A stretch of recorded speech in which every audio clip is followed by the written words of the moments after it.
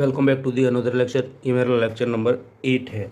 तो पिछली बार मैंने लेक्चर नंबर 7 में बताया था यूकैरियोटिक सेल का पार्ट स्टार्ट किया था, तो प्लांट सेल वॉल बता दी थी, और उसमें प्लांट सेल वॉल के बाद 2 टर्म रह गए थे, मिडिल लेमेला और प्लाज्मोडेस्माटा। तो वो आज करेंगे। सबसे पहले लिखता हूँ मैं लेक्चर नंबर 8। आज हमारा लेक्चर नंबर 8 है, चैप्टर का नाम है सेल। आज मैंने बोर्ड पर पढ़ाने का ट्राई किया है। तो सबसे पहले जानते हैं मिडिल लेमेला के बारे में। मिडिल लेमेला ये क्या होता है? अब जैसे मान लीजिए आपका ये एक प्लांट सेल है, ठीक है, और एक ये प्लांट सेल है, एक ये प्लांट सेल है। Cell membrane cell wall, cell membrane cell wall, cell membrane cell wall. तो ये जो प्लांट सेल है, इसकी ये सेल वॉल होगी प्राइमरी सेल वॉल, इसकी भी सेल वॉल होगी प्राइमरी सेल वॉल, और इसकी भी सेल वॉल होगी प्राइमरी सेल वॉल। अब इनके बीच में आपस में एक कनेक्शन जो बनवाएगा इस तरह से, वो एक लेयर आ जाएगी आपस में, इसको बोलेंगे मिडिल लेमेला।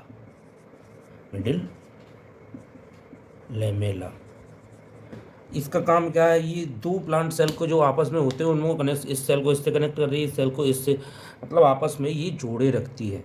और ये सिर्फ प्राइमरी सेल वॉल वाली सेल में ही मिलेंगी, जो यंग सेल होते हैं। यंग सेल कौन से होते हैं? मैंने आपको दो बताया था, एक पैरेन्काइमा और एक मेरिस्टेमेटिक। पहला सेल था मेरिस्टेमेटिक, दूसरा था पैरेन्काइमा। पैरेन्काइमा ये यंग सेल होते हैं, इन्हीं में प्राइमरी सेल वॉल होती है, इसलिए मिडिल लेमेला भी इनमें मिलती है। जब सेकेंडरी सेल वॉल प्रेजेंट आ जाएगी, तो जो लिग्निन था वो डिपोजिट होकर के प्राइमरी सेल वॉल को डाइजेस्ट कर जाएगा, तो इसीलिए ये भी हट जाएगी, तब प्लाज्मोडेस्माटा कनेक्शन होगा। इसीलिए जब फ्रूट रिपनिंग का टाइम आता है तो फ्रूट सॉफ्ट हो जाता है। तो हम इसकी डेफिनेशन लिखेंगे, ये मिडिल लेमेला की। It glue the two neighbouring cell, NEIGH, it glue the two neighbouring cell, ये दो नेबरिंग सेल को आपस में जोड़ता है, एक कनेक्शन बनाता है इस तरह से। और ये जो मिडिल लेमेला होती है, ये केमिकली किसकी बनी होती है? केमिकली बनी होती कैल्शियम पैक्टेट की। कैल्शियम पैक्टेट कैल्शियम पैक्टेट की ये लेयर होगी। तो ये बात थी हमारी मिडिल लेमेला की। लेकिन एक नोट लिखना है, जब फ्रूट का पकने का टाइम होता है, फ्रूट रिपनिंग टाइम पे, तो मिडिल लेमेला जो होती है वो डाइजेस्ट हो जाती है। तो हम यहाँ लिखेंगे नोट में क्या लिखेंगे? फ्रूट रिपनिंग टाइम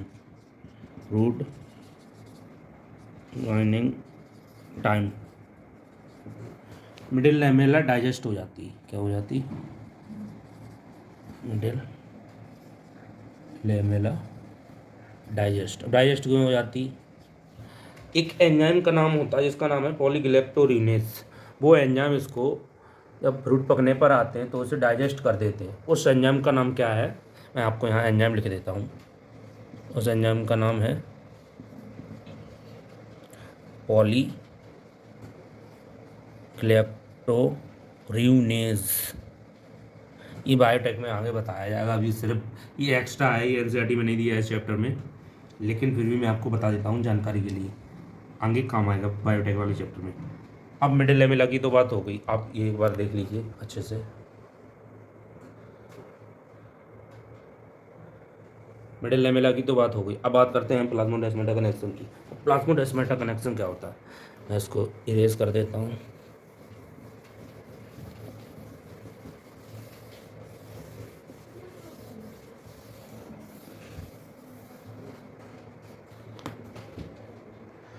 बात आती प्लाज्मोडेस्माटा कनेक्शन की। प्लाज्मोडेस्माटा,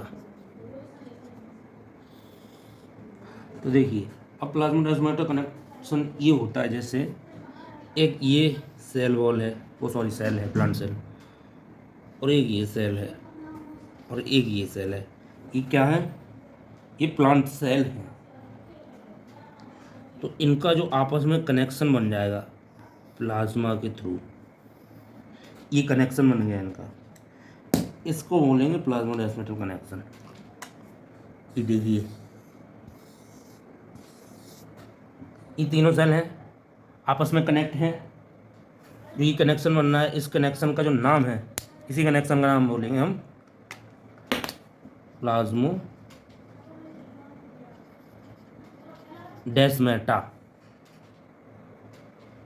ये एक साइटोप्लाज्मिक कनेक्शन होता है, साइटोप्लाज्मिक कनेक्शन। अब ये क्यों बना, प्लाज्मोडेस्माटा क्यों बना? जब मिडिल लैमेला था ही तो प्लाज्मोडेस्माटा की ज़रूरत क्या पड़ी? तो इसकी ज़रूरत इसलिए बनी क्योंकि जब प्राइमरी सेल वॉल डाइजेस्ट हो जाएगी सेकेंडरी सेल वॉल के आ जाने से, तो जब प्लाज्मोडेस्माटा फॉर्म होगा तो मिडिल लैमेला डाइजेस्ट हो जाएगा, मिडिल लैमेला हट जाएगा जब प्लाज्मोडेस्माटा कनेक्शन बनेगा, क्योंकि एब्सेंट हो जाता है। तो क्वेश्चन उठता है वाई प्लाज्मोडेस्माटा फॉर्म, भाई ये क्वेश्चन बनता है। अब इसका आंसर ये है due to secondary cell wall formation. और जब सेकेंडरी सेल वॉल फॉर्मेशन होगी तो प्राइमरी सेल वॉल डाइजेस्ट हो जाएगी। अब प्राइमरी सेल वॉल डाइजेस्ट हो जाएगी तो भाई साहब आपका वो मिडिल लैमेला भी डाइजेस्ट हो जाएगा। तो इसीलिए साइटोप्लाज्मिक कनेक्शन बनता है, ये प्लाज्मोडेस्माटा कनेक्शन बनता है due to secondary cell wall formation in the absence of middle lamella.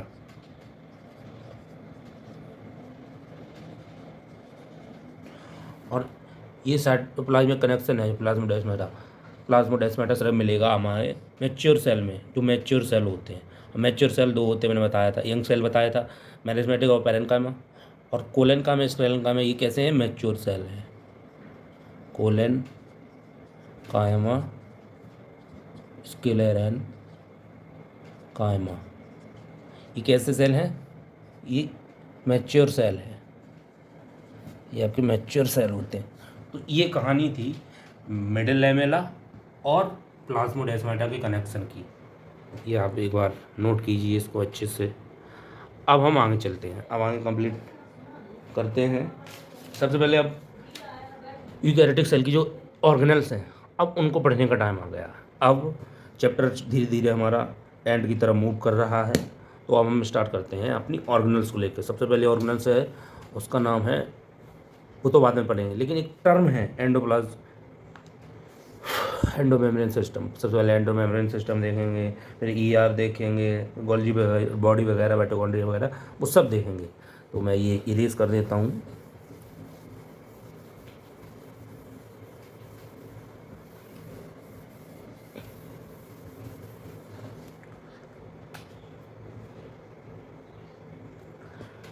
Term है एंडोमेम्ब्रेन सिस्टम, एंडोमेम्ब्रेन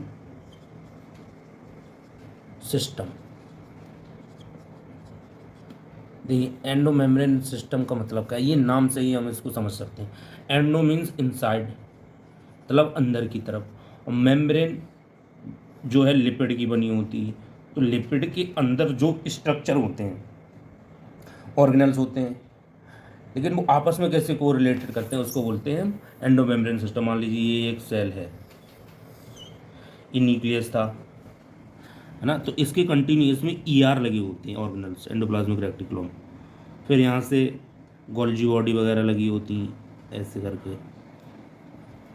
ये गोल्जी बॉडी लगी हुई है,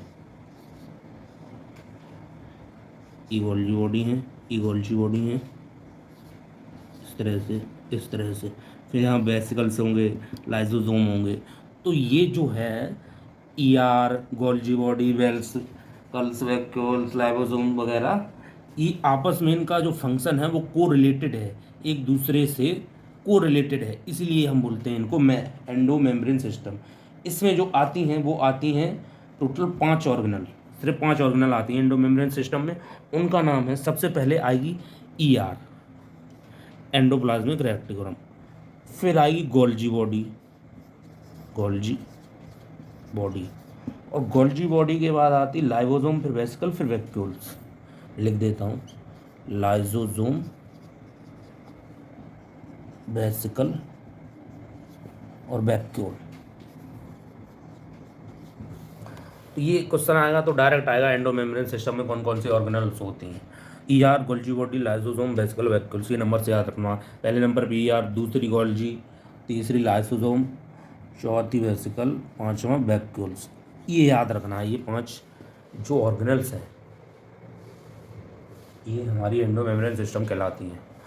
तो इसीलिए हम इनको एंडोमेम्ब्रेन सिस्टम बोलते हैं। तो लिख देता हूँ, because their function are correlated to each other.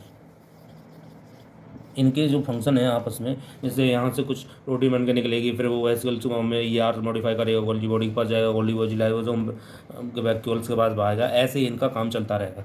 लेकिन आप कहेंगे और भी तो ऑर्गेनल्स होती, नहीं, उनसे काम नहीं है। जैसे माइटोकॉन्ड्रिया पड़ा हुआ है, वो इनका फंक्शन जो है आपस में कोरिलेटेड नहीं होता माइटोकॉन्ड्रिया का, इसीलिए वो एंडोमेम्ब्रेन सिस्टम में नहीं आती है। एंडोमेम्ब्रेन सिस्टम में सिर्फ ई आर आता, गोल्गी बॉडी आता, लाइसोसोम आता, वेसिकल आता और वैक्यूल्स आता है। तो अब हम एक एक करके इन ऑर्गेनल्स के बारे में पढ़ते हैं, ठीक है ना। तो एक एक करके पढ़ते हैं। मैं रेज करता हूँ। अब हमें ऑर्गेनल्स पढ़नी कौन कौन सी, सबसे पहले हम एक बार एक ओवरव्यू देख लेते हैं मोटा तौर पे। ये मान लीजिए हमारी सेल है, इस सेल है, यहाँ न्यूक्लियस पड़ा हुआ होगा इस तरह से, ये न्यूक्लियस पड़ा हुआ है तो मेम्ब्रेन सिस्टम का, ये न्यूक्लियस है, यूकैरियोटिक सेल की बात कर रहा हूँ, ये न्यूक्लियस है। फिर यहाँ से कंटिन्यूस में निकलेगा ई आर, ये ई आर है, इसको एंडोप्लाज्मिक रेटिकुलम बोलेंगे। फिर पढ़ेंगे गोल्गी बॉडी के बारे में, ये इस तरह से गोल्गी बॉडी का स्ट्रक्चर होगा, ये ई आर है, ये गोल्गी बॉडी है,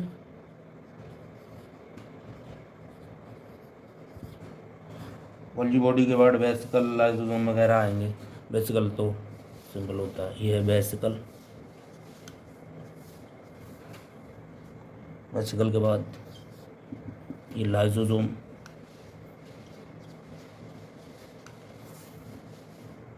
लाइसोसोम के बाद आएगा फूड वैक्यूल,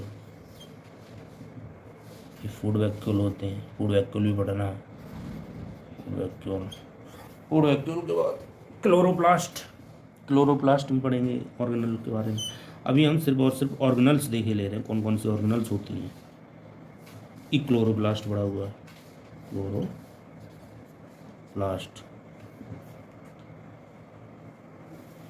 और एक पेरोक्सिसोम होगा,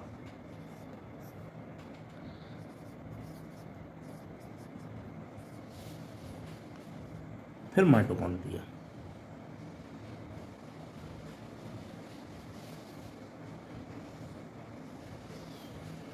ये क्या है, माइटोकॉन्ड्रिया, तो कॉन्ड्रिया। तो ये ऑर्गेनल हमको पढ़नी है, nucleus, E R, Golgi body, vesicle, lysosome, food vacuole, chloroplast, peroxisome और माइटोकॉन्ड्रिया। तो हम स्टार्ट करते हैं एक एक इनको पढ़ने के लिए। ये हम पढ़ लेंगे, फिर एक पार्ट बचेगा सेल थ्योरी वाला, वो तो छोटा पार्ट है, वो करा दूंगा। तो अब हम यही पढ़ना पूरा यूकैरियोटिक सेल में। तो हम स्टार्ट करते हैं।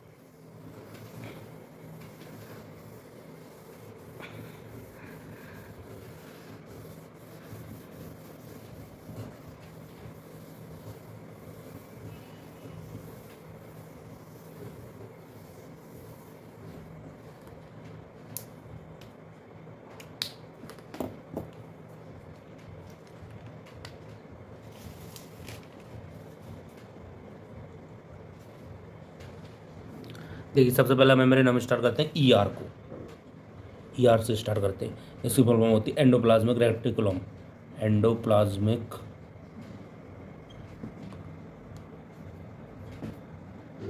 रेटिकुलम। एंडोप्लाज्मिक रेटिकुलम के बारे में जानते हैं। एंडोप्लाज्मिक मतलब इनसाइड दी साइटोप्लाज्म, और जो साइटोप्लाज्म के अंदर जो मेम्ब्रेन स्ट्रक्चर है उसको पढ़ना है।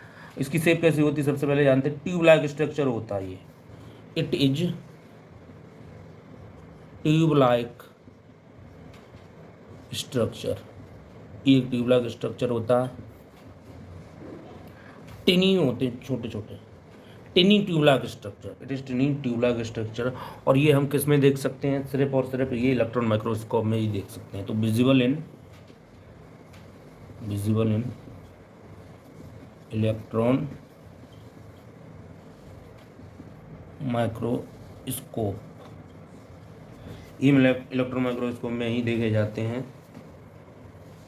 अब इसका हम एक स्ट्रक्चर बनाते हैं ईआर का, मतलब ये न्यूक्लियस है, ठीक है। न्यूक्लियस को जो कंटिन्यूस में लगा हुआ है ये ईआर लगा हुआ है, ईआर इस तरह से, ये है ईआर, इस तरह से ईआर लगे हुए हैं। तो ये हुआ है एंडोप्लाज्मिक रेटिकुलम, ये साइटोप्लाज्म पड़ा हुआ है सेल में।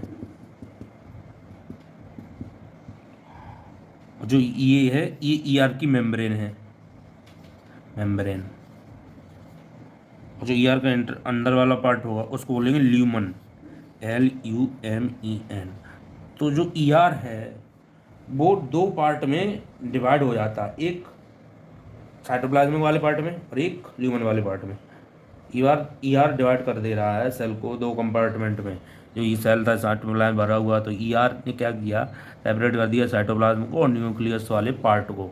तो हम लिखेंगे ER divide cell into two compartment, यहाँ लिखते हैं ER divided cell into two compartment, दो कंपार्टमेंट में इसने इसको डिवाइड कर दिया, टू कंपार्टमेंट। पहला कंपार्टमेंट का नाम क्या हुआ, ल्यूमिनल, दूसरा साइटोप्लाज्म। पहले लिखते हैं ल्यूमिनल, अंदर वाला पार्ट है, दूसरा साइटोप्लाज्मिक। ल्यूमिनल और साइटोप्लाज्मिक, जो ल्यूमिनल कंपार्टमेंट है इनसाइड ल्यूमन ऑफ ईआर, ये होगा inside lumen of ER, inside lumen of ER. और जो ये होगा एक्स्ट्रा ल्यूमिनल होगा, इसको हम एक्स्ट्रा ल्यूमिनल क्यों बोलते हैं, क्योंकि ये ल्यूमन के बाहर वाला पार्ट है, एक्स्ट्रा ल्यूमिनल। अब ये बात हो गई ईआर की। अब हम ईआर के फीचर्स देखते हैं, फीचर्स क्या होते हैं, कितनी शेप होती हैं, कितने टाइप होते हैं वो देखते हैं। पहले आप ये नोट कीजिए, मैं इसको इरेज करता हूँ।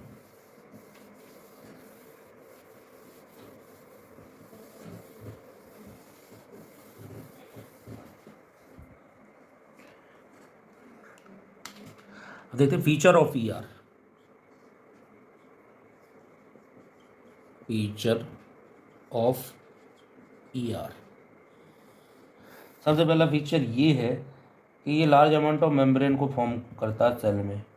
It make the large amount of membrane in cell, ये सेल के अंदर मेम्ब्रेन बताता है। पहला, make large amount of membrane in cell, इस सेल में लार्ज अमाउंट ऑफ मेम्ब्रेन बनाता है। दूसरा, निसेल ग्रैन्यूल्स प्रेजेंट होते हैं इन न्यूरॉन्स में, जो निसेल ग्रैन्यूल्स प्रेजेंट होते हैं न्यूरॉन्स में वो भी ईआर ही बनाता है, और वो आर वाला पार्ट बनाएगा। जो ईआर है उसके दो टाइप होते हैं, आर और SER, वो मैं आपको बाद में बताता हूँ। अभी आप ये समझ लीजिए, ये बनाता है निसेल ग्रैन्यूल्स, निसेल ग्रैन्यूल्स ये प्रेजेंट होते हैं न्यूरॉन्स में, present in neurons, present in neurons. ये न्यूरॉन में प्रेजेंट होते हैं। ये RER वाला पार्ट बनवाता है, ठीक है। और जो SER वाला पार्ट होता है, SER,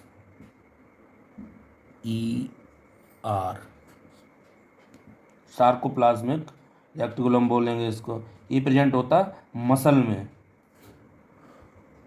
प्रेजेंट इन मसल में ये क्या स्टोर करवाता है, कैल्शियम स्टोर करवाता है। तो जो RER के दो टाइप हैं, एंडोप्लाज्मिक रेटिकुलम ER के जो दो टाइप है, एक RER है, एक SER है।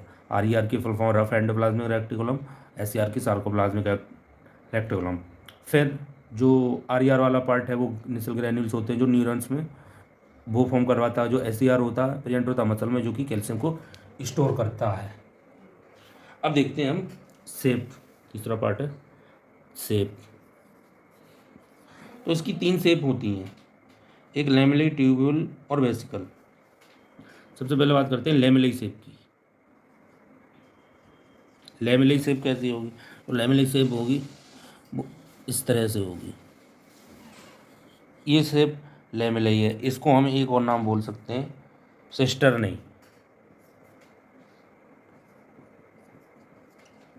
सिस्टर नहीं भी बोल सकते हैं। और जो दूसरा होता है वो होता है ट्यूब्यूल लाइक, जैसे इस तरह से, ये ट्यूब्यूल लाइक स्ट्रक्चर होगा, ट्यूब्यूल। जो तीसरा होगी सेप, थर्ड सेप होगी वेसिकल सेप, इस तरह से वेसिकल सेप।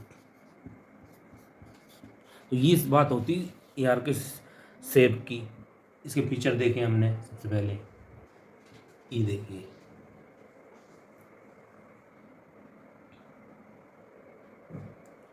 अब बात करते हैं मांगे। इसको मैं इरेज कर देता हूँ।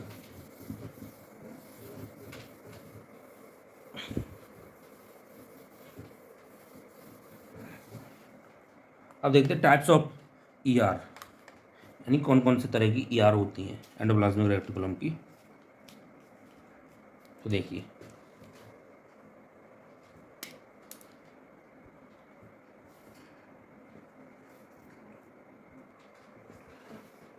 टाइप्स ऑफ ER के 2 टाइप होते हैं, एक होता है RER और एक SER। सबसे पहले देखते हैं हम RER को। RER यानी रफ एंडोप्लाज्मिक रेटिकुलम।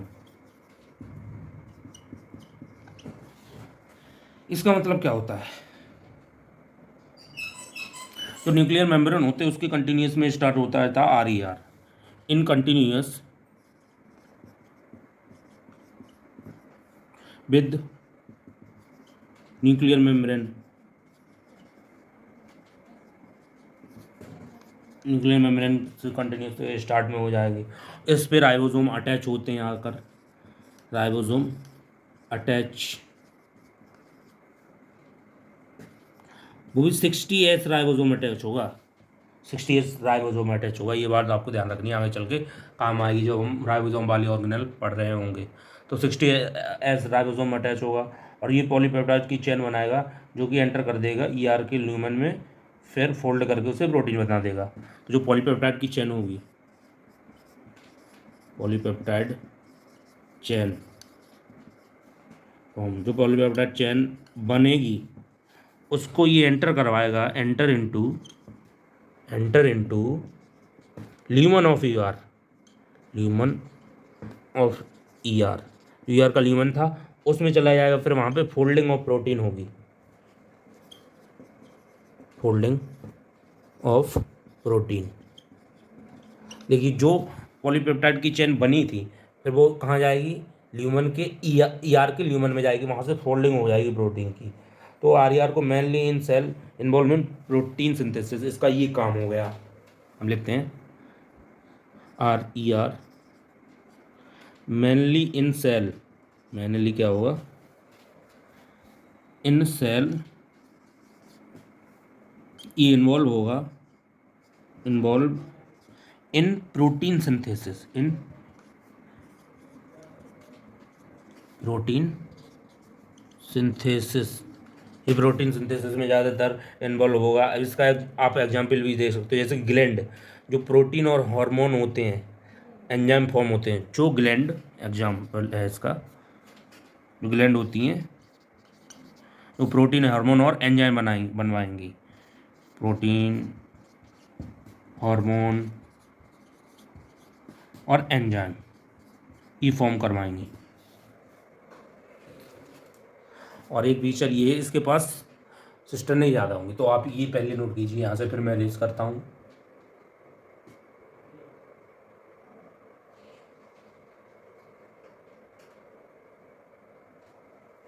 मैं इसको इरेज करता हूँ।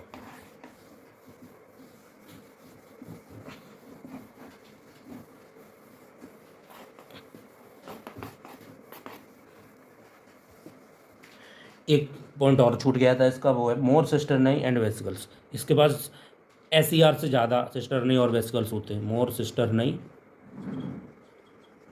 And vesicle. इसके बाद SER से ज़्यादा सिस्टर्नाई और वेसिकल्स प्रेजेंट होंगे। अब ये बात हो गई RER की। अब बात करते हैं SER की, दूसरा पार्ट था SER। SER की तो ये है जो स्मूथ होती, smooth endoplasmic reticulum, endoplasmic reticulum. अभी जहाँ मैंने पीछे में वो SER की फुल फॉर्म बोली थी, सार्कोप्लाज्मिक रेटिकुलम, वो नहीं होता है, उसको आप करेक्ट कर लीजिएगा, स्मूथ एंडोप्लाज्मिक रेटिकुलम कर लेना। तो अब हम इसके बारे में जानते हैं। स्मूथ एंडोप्लाज्मिक रेटिकुलम होती, इस पर राइबोसोम अटैच नहीं होते हैं। पहला पॉइंट होता है ribosome not attach, ribosome not attach. जबकि वो काम RER में क्या था, उसमें राइबोसोम अटैच होते थे। ये इन्वॉल्व होता है लिपिड सिंथेसिस में, जबकि RER प्रोटीन सिंथेसिस में इन्वॉल्व था, involve in lipid synthesis, lipid synthesis. और इसका एक आप एग्जांपल दे सकते हैं, जैसे जो इंटरस्टिशियल सेल होते हैं टेस्टिकल में, तो जो वो टेस्टोस्टेरोन रिलीज करते हैं, स्टेरॉइड होते हैं, और कॉर्पस लुटियम प्रोजेस्टेरोन। तो ये एग्जाम्पल हो गया किसका, SER का। ये SER करवाते हैं। एग्जाम्पल इंटरस्टिशियल सेल इंटेस्टिकल,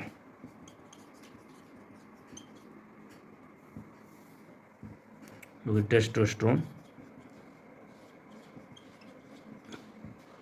ये स्टेरॉइड होता है।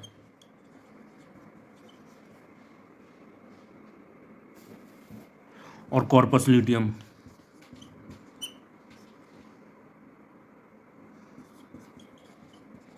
ये प्रोजेस्टेरोन। और एक इसका एक एक्स्ट्रा रोल भी होता है, ये हेल्प करता है डिटॉक्सिफिकेशन में, ये इसका एक्स्ट्रा रोल है। एक्स्ट्रा रोल क्या है, हेल्प इन डिटॉक्सिफिकेशन, डिटॉक्सिफिकेशन।